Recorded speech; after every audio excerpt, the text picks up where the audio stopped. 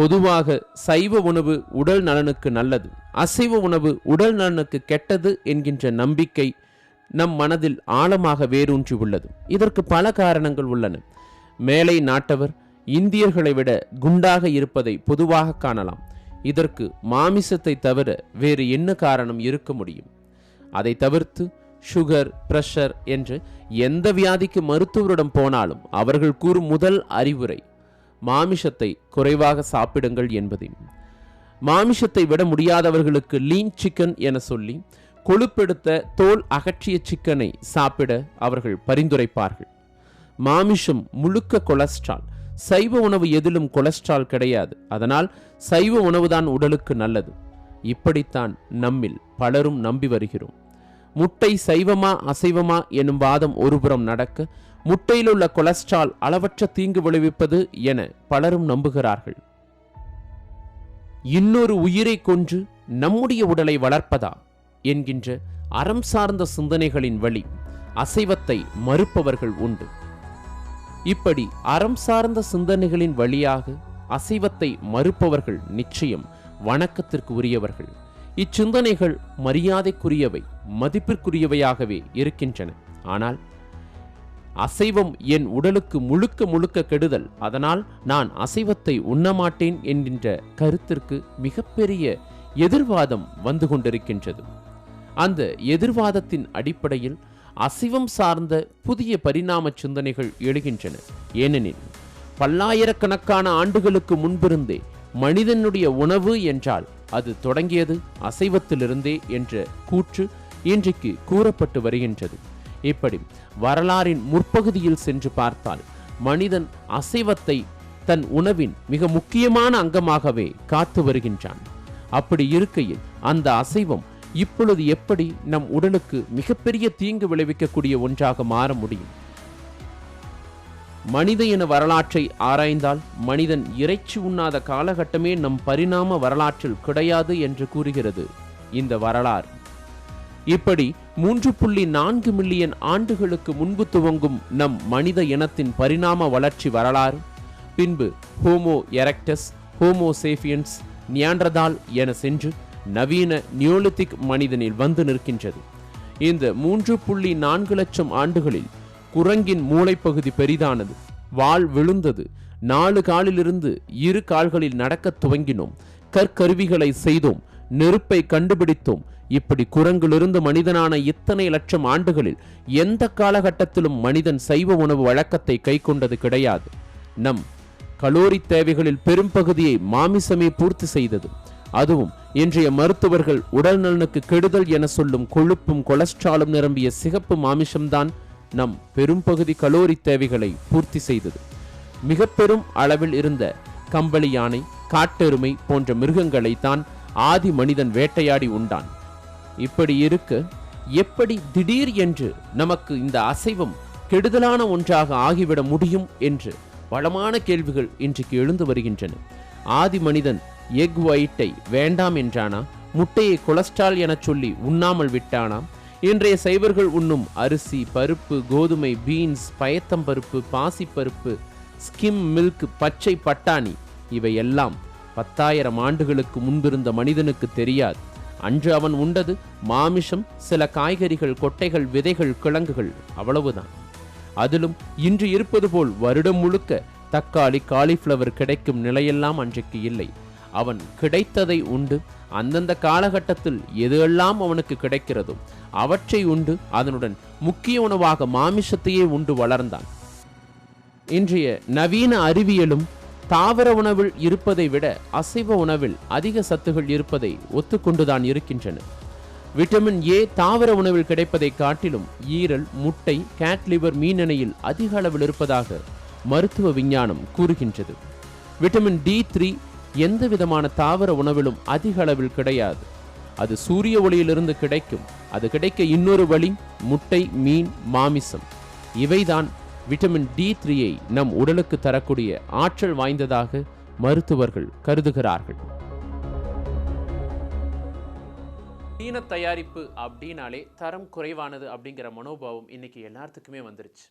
தரம் குறைவா இருந்தா கூட பரவாயில்ல, இன்னைக்கு நிறைய சீன கண்டுபிடிப்புகள் ரொம்ப ரொம்ப ஆபத்தை விளைவிக்கக்கூடியதாக மாறிட்டு இருக்கு. அப்படிப்பட்ட ஒரு கண்டுபிடிப்பு தான் செயற்கை முட்டை. கோழி முட்டையை போலவே அப்படியே அச்சு அசலாக இருக்குது இந்த சீன தயாரிப்பான செயற்கை முட்டை. முழுக்க முழுக்க ரசாயன கலவினுடைய மொத்த வடிவமாக இருக்குது இந்த சீன முட்டை. இன்னைக்கு மார்க்கெட்டில் அது அவங்க கொண்டு வந்து சேர்த்துட்டாங்க. அதிகப்படியான ரசாயனங்களை கொண்டு இருக்கக்கூடிய இந்த சீன முட்டையை பார்த்தோம்னா நம்முடைய நார்மலாக நம்ம சாப்பிடக்கூடிய கோழி முட்டையை விட அதிக டேஸ்ட்டாக இருக்குது. இன்றைக்கி சந்தைப்படுத்தலில் மிக முக்கியமான ஒரு விஷயமாக சீனா இதை கையில் எடுத்துக்கிட்டு உலக அரங்கத்துக்கு கொண்டு வந்திருக்கிறாங்க. எப்படி பிளாஸ்டிக் அரிசியை எல்லா பக்கம் கொண்டு வந்தாங்களோ அதே போல் இப்போ இந்த முட்டையும் கொண்டு வர அவங்க முயற்சி செய்கிறாங்க. இதே பிளாஸ்டிக் அரிசி எந்த அளவுக்கு கெடுதல் விளைவிக்கும் அப்படிங்கிறத நம்முடைய 8ஆம் அறிவு நிகழ்ச்சியில் பார்த்துருக்கோம். அடுத்து அவங்களுடைய கண்டுபிடிப்பான முட்டையும் வந்துக்கிட்டு இருக்குது. நம்ம கொஞ்சம் கவனமாக இருக்க வேண்டிய தருணம் நிச்சயமாக இதுவாகத்தான் இருக்கும். ஏன்னா சைவ உணவுகள்லையும் இன்றைக்கி தொடர்ந்து பிரச்சனைகள் வந்துக்கிட்டு இருக்குது. தாவர உணவுகளாக கண்டுபிடிக்கப்பட்ட அல்லது நம்ம காலாகாலமாக பயன்படுத்தப்பட்ட பல உணவுகள் எல்லாமே இன்றைக்கி கேள்விக்குறியாகிக்கிட்டே இருக்குது. காய்கறிகளாகட்டும், பழங்களாகட்டும், கீரைகளாகட்டும் எல்லாமே செயற்கைத்தன்மை அதிகப்படியாகி ரசாயன கலவைகள் மூலமாக நம்மகிட்ட வந்து சேருது. இதனால் அதிகப்படியான நோய்கள் வருது. சைவம்தான் இப்படின்னா நம்முடைய அசைவம் பார்த்தோம்னா அதுவும் பிரச்சனைக்குள்ளாகிக்கிட்டே இருக்குது. ஆக நம்மளுடைய தேர்வுகள் ரொம்ப ரொம்ப கவனமாக இருக்க வேண்டிய கட்டாயத்தில் நம்ம இருக்கிறோம். சைவ உணவுகள் அதிகப்படியான சத்துகள் இருக்குது. தாவர உணவுகளில் அதிகப்படியான உயிர்ச்சத்துகள் நம்மகிட்ட இருக்குது. அதே போல் அசைவத்திலும் இருக்குது. மீனில் இருக்கக்கூடிய ஒமேகா 3 போல எந்த உணவுகளையும் இல்லைன்னு இன்றைக்கி மருத்துவர்கள் சொல்கிறாங்க. அவ்வளவு சத்து அந்த மீனில் இருக்கிறதாக சொல்லப்படுது. இந்த சத்துகள் எல்லாமே இன்னைக்கு கேள்விக்குறியாக நிற்குது. வருடம் முழுவதும் சூரியனை தரிசிக்கும் வாய்ப்பு பெற்றவர்கள் இந்தியர்களாகிய நாம். ஆனால் சூரியனை பார்ப்பதே அரிது என்கின்ற சூழலில் வாழக்கூடிய நாடுகள் நிறைய உண்டு. அங்கு வாழும் மக்கள் அவர்களுக்கு தேவையான விட்டமின் D3 எதிலிருந்து பெறுகிறார்கள் என்றால் மாமிசம். இறைச்சியிலிருந்து அவர்களுக்கு தேவையான விட்டமின் D அவர்கள் பெற்றுக்கொள்கிறார்கள். அப்பகுதிகளில் வசிக்கும் மக்களிடம் விட்டமின் D தட்டுப்பாடே இல்லை. காரணம், அவர்கள் உண்ணும் கொழுப்பு நிரம்பிய கடல் மீன், சீல், வால்ரஸ், சால்மன் போன்ற மீன்கள் அவர்களுக்கு தேவையான விட்டமின் D ஏராளமாக கொடுத்து விடுகின்றன. இந்திய பெண்களில் சுமார் 2/3 பங்கு பெண்களுக்கு அனீமியா பாதிப்பு உள்ளதாக ஆய்வுகள் கூறுகின்றன. மாதவிலக்கு, பிள்ளைப்பேறு முதலான காலங்களில் இரும்புச்சத்தின் தேவை அதிகரிக்கும். வைட்டமின் மாத்திரை உண்டால் போதாதா? இதெல்லாம் ஒரு பிரச்சனையா என்று நினைக்கலாம். ஆனால் மனித உடல் மாத்திரைகளில் இருக்கும் சிந்தட்டிக் வைட்டமின்களை ஏற்றுக்கொள்வது கிடையாது. பல வைட்டமின் மாத்திரைகளில் இருக்கும் வைட்டமின்கள் மனித உடலால் பயன்பட இயலாத வடிவில் இருப்பவையாகும். இயற்கையாக உணவில் கிடைக்கும் வைட்டமின்களை மனிதனுக்கு நன்மை அளிப்பவை. அப்படிப்பட்ட வைட்டமின்கள் அசைவத்திலும் உண்டு என்று கூறுகிறார்கள். புலால் உணவின் அவசியம் குறித்து மருத்துவர் கு. சிவராமன் அவர்கள் கூறியது. இன்றைக்கு அசைவம் சாப்பிடுவது பற்றி இருவேறு கருத்துகள் இருக்கின்றன. ஒன்று, அசைவம் சாப்பிட்டால் உடம்பு வளரும், மூளை வளராது, சைவமே சிறந்தது என்பதும். இரண்டாவது, அசைவம் சாப்பிடுவோருக்கு காய்கனிகள் எல்லாம் ஒரு பொருட்டே அல்ல என்பதும். இவை இரண்டிலும் எது சரி என்றால் உண்மை இவை இரண்டிற்கும் நடுவில் இருக்கிறது என்று கூறுகிறார் மருத்துவர். அசைவம் சாப்பிட்டால் மூளை வளராது என்பது உழைக்கும் வர்க்கத்தை இழிவுபடுத்தும் ஒரு கருத்து. நோபல் பரிசு வாங்கியவர்களில் 99% உலகை உலுக்கி மாற்றிய மைக்ரோசாப்ட், ஆப்பிள் முதலாளிகளும் அசைவ பிரியர்கள்தான். புலாலில் உள்ள புரதமும் சில நுண் சத்துகளும் பொதுவாக காய்கனிகளில் குறைவு. உதாரணத்திற்கு 100 கிராம் ஈரலில் 6000 மைக்ரோகிராம் இரும்புச்சத்து உண்டு. 100 கிராம் கேரட்டில் 300 மைக்ரோகிராம் தான் இரும்புச்சத்து இருக்கின்றது. ஆகையால் அசைவத்தின் ஆற்றலை கேள்விக்குறியாக்க வேண்டிய அவசியம் இல்லை. ஆனால் அசைவம் மட்டுமே போதுமா? அசைவத்தை எப்படி சாப்பிட வேண்டும், எவ்வளவு சாப்பிட வேண்டும் என்பதுதான் முக்கியமான ஒரு கேள்வி. ஏனென்றால் போருக்கு போகும் வீரன் சாப்பிட்டது காரில் போகும் சுகவாசிக்கு அப்படியே சரிப்படாது. அன்று முதல் இன்று வரை கட்டுமரத்தில் நெடுஞ்சானாக நின்று கடலையாளும் மீனவர் சாப்பிட்ட அளவு நோஞ்சானாக கேண்டில் லைட் டின்னரில் ஃபிஷ் ஃப்ரை ஆர்டர் செய்யும் சாஃப்ட்வேர் இன்ஜினியருக்கு சரிவராது. உழைக்கும் அளவுக்கும் வாழும் நிலத்திற்கும் உண்ணும் அளவை தீர்மானிப்பதில் எப்போதுமே முக்கியமான பங்கு உண்டு. அசைவம் சாப்பிடலாம், ஆனால் அளவாக சாப்பிடுங்கள். 5 பேர் கொண்ட ஒரு குடும்பம் வாரத்திற்கு 1 கிலோ அல்லது அரை கிலோ ஆட்டு இறைச்சியோ 1 கிலோ கோழிக்கறியோ 1 கிலோ மீனோ சாப்பிட்டால் போதுமானது. அதையும் கூட 2 நாட்களாக பிரித்து எடுத்துக்கொண்டால் இன்னும் சிறப்பானது. ஏனைய நாட்களில் காய்கனிகளுக்கு இடம் கொடுங்கள். வாரத்தில் 1 நாள் குறைந்தது 1 வேளையேனும் வயிற்றுக்கு ஓய்வு கொடுங்கள். விரதம் இருங்கள். எல்லாமே விருந்துதான். எல்லாவற்றிற்குமே ஒரு புரிதல் தேவைப்படுகிறது. அட்டகாசமான கறி விருந்து சாப்பிட்டால் மறுநாளே கொள்ளு ரசம், சோறு, இஞ்சி துவையலுடன் எளிமையாக அன்றைய சாப்பாட்டை முடித்துக் கொள்ளும் வழக்கம் நம் முன்னோர்களிடம் உண்டு. ஆட்டின் இறைச்சி உடலுக்கு தேவையான அளவு வலுவை தரும் என்றால் கொள்ளும் இஞ்சியும் கொழுப்பை குறைக்கும் என்பதை அறிந்து வைத்திருந்தார்கள் நம்முடைய முன்னோர்கள். மாமிசம் சாப்பிடும்போது நிச்சயம் இஞ்சி, பூண்டு, சீரகம், மல்லி, பட்டை, கிராம்பு இருக்க வேண்டும் என்கிறது தமிழ் மருத்துவம். இதுவரை எந்த தமிழர் வீட்டு அடுப்பங்கரையிலும் இந்த கறி மசாலா இல்லாமல் கிடாக்கறி சாப்பிட்டது கிடையாது, சமைக்கப்பட்டது கிடையாது.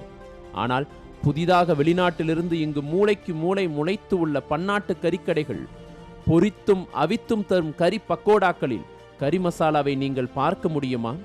சரி, கண்ணாடி குளிர் அறைகளில் நண்பருடன் உட்கார்ந்து சாப்பிடுகிறோமே, அந்த கறியில் என்னென்னலாம் கலந்திருக்கும் என்று நமக்கு தெரியுமா?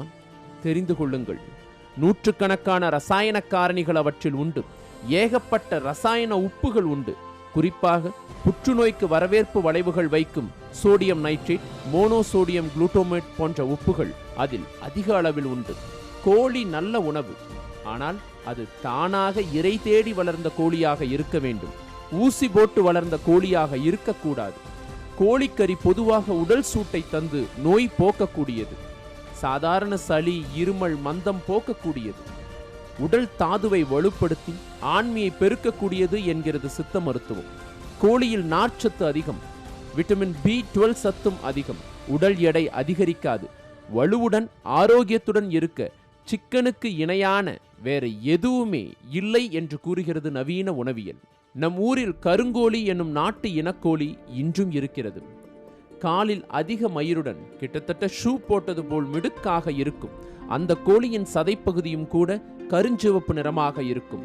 தமிழ் மருத்துவம் தசை சூம்பி வலுவிழுந்து இருக்கும் பக்கவாத நோயினருக்கும் பிற தசை நோயினருக்கும் இந்த கோழியைத்தான் உணவாக, மருந்தாக பன்னெடுங்காலமாக உறக்கச் சொல்லி வருகிறார்கள். நாம் இப்போது சாப்பிடும் கோழி இறைச்சியின் பின்னணி குறித்து கூவாத கோழியும் குடைசாயும் இறையாண்மையும் என்ற புத்தகத்தில் அதன் ஆசிரியர் சுந்தரராசன் கூறும் தகவல்கள் நம்மை அதிர வைப்பவை. பிராய்லர் கோழிகளின் செழுமையான தோற்றத்திற்கு அளிக்கப்படும் ரோக்சார்சோன் என்னும் மருந்து மனிதர்களுக்கு புற்றுநோயை உருவாக்க வல்லது என்கிறது அமெரிக்காவின் பிட்ஸ்பர்கில் அமைந்துள்ள டியூகேன் பல்கலைக்கழக ஆய்வு முடிவுகள். குழந்தை பருவத்திலேயே சிறுமிகள் பூப்படைதல், ஆண்மை குறைவு உள்ளிட்ட பல்வேறு நோய்களும் இந்த பிராய்லர் கோழிகளையும் லேயர் கோழிகள் இடும் முட்டைகளையும் தொடர்ந்து உட்கொள்ளும் மனிதர்களுக்கு கட்டாயம் ஏற்பட வாய்ப்பு உண்டு என்று கூறுகிறது ஆய்வுகள். மீன் என்பது வெறும் உணவு அல்ல, அது ஊட்ட உணவு. கொழுப்பு அதிகம் இல்லாத புரதம் மிகுந்த உணவு. ஆனால் இந்த புரதத்தையும் இதயத்துக்கு நல்லது சேர்க்கும் சத்துகளையும் முழுமையாக பெற மீனை வறுக்கவோ பொரிக்கவோ கூடாது. குழம்பில் வேக வைத்த மீனே சிறந்தது. EPA, DHA என்னும் 2 ஒமேகா 3 அமிலங்கள் மீன்களில் உண்டு. இந்த 2 ஒமேகா அமிலங்களையும் நம் உடம்பு உற்பத்தி செய்யாது. சில வகை எண்ணெய் வித்துகளை தவிர்த்து பெரிதாக தாவரங்களிலும் இது கிடையாது.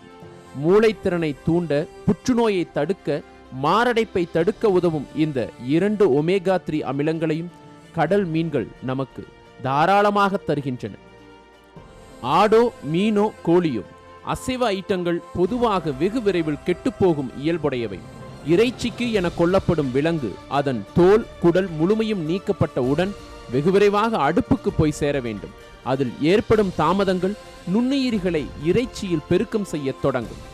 ஆனால் இங்கு பன்னாட்டு கோழி, ஆட்டுக்கறி கம்பெனிகளின் குதூகல உணவகங்களில் வரும் கறி துண்டுகள் கடந்து வரும் பாதை ரொம்ப தூரம். திண்டுக்கல்லில் வெட்டப்பட்ட விலங்கு இறைச்சி கேரளத்திற்கு பயணித்து அங்கு பிரித்தாளப்பட்டு பதப்படுத்தப்பட்டு பன்னாட்டு கடைகளுக்கு வருவதற்குள் அதற்குள் ஏற்றப்படும் ரசாயன கலவைகள் இயற்கைக்கே வெளிச்சம். இது பன்னாட்டு கறி பக்கோடாக்களுக்கு மட்டுமல்ல, சமைக்க ஏதுவாக அழகான பேக்கிங்கில் அடைத்து வைக்கப்படும் சுத்தமான மாமிச ஐட்டங்களுக்கும் பொருந்தும். ஆக 40 நாட்களில் வளர்க்கப்பட்டு விற்பனைக்கு வந்துவிடும் பிராய்லர் கோழி அது வளர பலவிதமான கெமிக்கல்ஸ் கோழி சாப்பிடும் உணவோடு கலக்கப்படுகிறது. பிராய்லர் கோழிகளுக்கு அளவுக்கு அதிகமாக ஆன்டிபயாட்டிக் மருந்துகள் கொடுக்கப்படுகின்றன.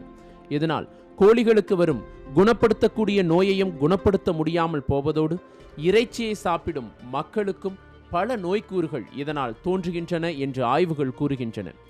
ஆண்களின் விந்துவில் உள்ள உயிரணுக்களை இது அழிக்கிறது. குழந்தையின்மைக்கு முக்கிய காரணம் பிராய்லர் கோழி என்று ஆய்வுகள் கூறுகின்றன. 10 அல்லது 11 வயது சிறுமிகள் பூப்பெய்துவதற்கும் இதுவே காரணம் என்கிறார்கள் மருத்துவர்கள். பல மருந்துகளை இக்கோழிகளுக்கு ஊசி மூலம் போடுகிறார்கள். இந்த மருந்துகள் தான் சின்னஞ்சிறுமிகளை விரைவில் பூப்பெய்யச் செய்துகிறது. பிராய்லர் கோழி அதிக அளவில் கொலஸ்ட்ராலை கொண்டது. இதை நாம் சாப்பிடும்போது நமது உடலில் கெட்ட கொழுப்பு சத்து அதிக அளவில் சேருகின்றன. இந்த கெட்ட கொழுப்பானதும் நமது கல்லீரலில் வீக்கத்தை ஏற்படுத்தி விடுகிறது. கெட்ட கொலஸ்ட்ரால் அதிகரிப்பதால் அது இரத்த நாளத்தில் புகுந்து அடைப்பை ஏற்படுத்துகிறது. இதனால் இரத்த அழுத்தம் ஏற்படுகிறது. 100இல் 65 பேருக்கு கொழுப்பு நிறைந்த ஈரல் நோய் உள்ளது. இங்குள்ள பெரும்பாலான உணவகங்களில் ஏற்கனவே பயன்படுத்தப்பட்ட எண்ணெயைத்தான் அதிக அளவில் பயன்படுத்துகிறார்கள்.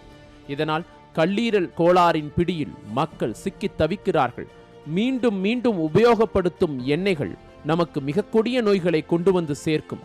அப்படிப்பட்ட எண்ணெய்களில் பொரித்தெடுக்கப்பட்ட சில்லி சிக்கனும் சிக்கன் 65 தான் பெரும்பாலும் கடைகளில் உண்ணப்படுகின்றன. இரவில் அசைவ உணவா? அறவே வேண்டாம் என்று அனைவரும் எச்சரிக்கின்றனர். அசைவ உணவுகள் சுவையாக இருப்பதால் பலராலும் விரும்பி சாப்பிடப்படுகிறது. ஆனால் இரவில் அசைவம் சாப்பிடுவது உடலுக்கு நல்லதல்ல, உடல் நலத்திற்கும் தீங்கானது. அசைவ உணவானது பொதுவாக ஜீரணிப்பதற்கு தாமதமாகும். தவிர அதிக அளவு எரியும் சக்தி அசைவ உணவுகளுக்கு தேவைப்படலாம். செரிமானம் ஆகாமல் போகும் பட்சத்தில் வாந்தி, வயிற்றுவலி போன்ற தேவையற்ற பக்க விளைவுகள் ஏற்படலாம். அஜீரண கோளாறுகளும் நிச்சயம் ஏற்பட வாய்ப்புகள் அதிகம். எனவே இரவு நேரங்களில் நாம் கட்டாயம் எளிய உணவுகளை எடுத்துக்கொள்வது அவசியம். அதேபோல் மாதத்திற்கு அல்லது வாரத்திற்கு ஒரு முறையேனும் நாம் விரதம் இருத்தல் அவசியமானது என்று கூறுகிறார்கள் மருத்துவர்கள்.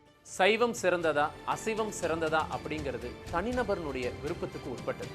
இதுல எது உயர்ந்தது அப்படின்னு நம்ம விவாதம் பண்ணாம எது நம்முடைய உடம்புக்கு உகந்ததோ அதை எடுத்துக்கணும். இதுல முக்கியமான விஷயம்னா நம்ம எடுத்துக்கொள்ளக்கூடிய அளவும் நம்மளுடைய உடல் உழைப்பும் நம்முடைய தேடல் தொடரும். இது 8ஆம் அறிவு. நன்றி, வணக்கம்.